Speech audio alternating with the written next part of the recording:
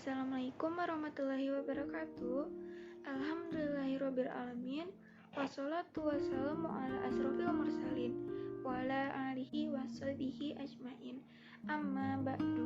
Pertama-tama marilah kita panjatkan puji syukur kita atas kehadirat Allah SWT yang telah memberikan kita kesehatan, serta salam tetap tercurahkan kepada junjungan Nabi besar kita, Nabi Muhammad SAW.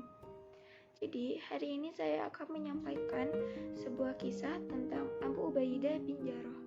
Bin Jarrah ialah Amir bin Abdullah bin Jarrah al-Fihri al-Quraisy, namun lebih dikenal sebagai Abu Ubaidah bin Jarrah. Wajahnya selalu berseri, matanya bersinar, ramah kepada semua orang, sehingga mereka simpati kepadanya. Di samping sifatnya yang lemah lembut, ia sangat tawadhu dan pemalu. Tapi bila menghadapi suatu urusan penting, ia sangat tegas dan cekatan.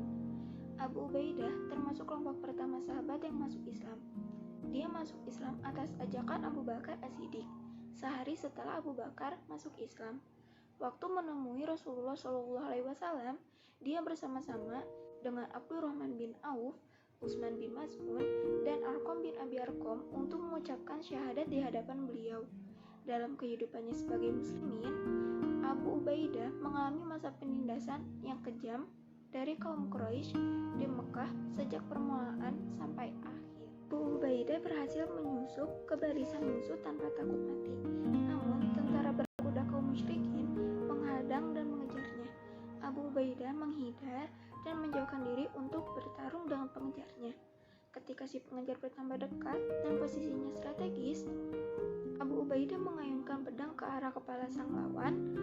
Sang lawan tewas seketika dengan kepala terbelah. Orang yang melawan Abu Ubaidah itu tak lain Abdullah bin Jarrah, ayah kandungnya sendiri.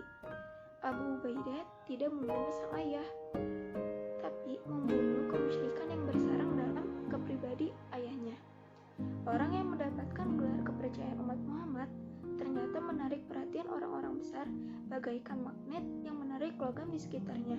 Pada suatu ketika, utusan kaum Nasrani datang menghadang Rasulullah untuk mengirimkan seorang sahabat Rasulullah hakim tentang hartanya. Lalu Rasulullah mengirimkan orang kuat yang terpercaya. Namun Umar bin Khattab berkata, "Aku ingin tugas itu tidak diberikan kepada orang lain karena aku yang mendapatkan gelar orang kuat yang terpercaya."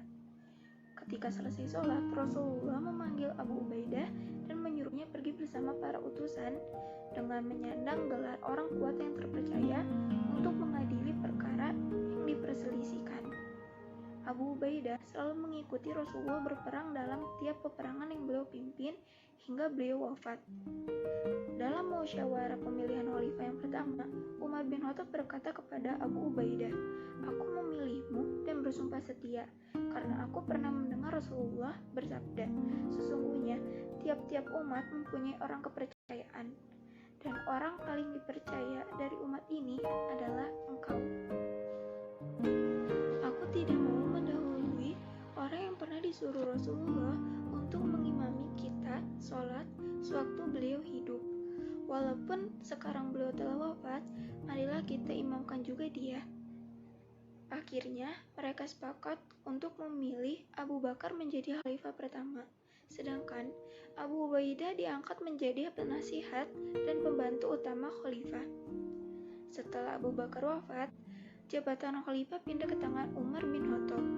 Abu Ubaidah selalu dekat dengan Umar dan tidak pernah menolak perintahnya. Pada masa pemerintah Umar, Abu Ubaidah memimpin tentara muslimin menaklukkan wilayah Syam. Dia berhasil memperoleh kemenangan berturut-turut, sehingga seluruh wilayah Syam takluk di bawah kekuasaan Islam. Meninggal dunia karena terkena penyakit menular yang mewabah di Syam. Menjelang wafatnya, Abu Ubaidah berwasiat kepada seluruh prajuritnya. Kemudian, dia menunjuk Mu'adz bin Jabal untuk menjadi imam. Tak lama kemudian, rohnya meninggalkan jasad untuk menjumpai Tuhannya. Dari saya, mohon maaf bila ada kesalahan kata ataupun ucapan. Wabillahi taufiq wal hidayah. Wassalamualaikum warahmatullahi wabarakatuh.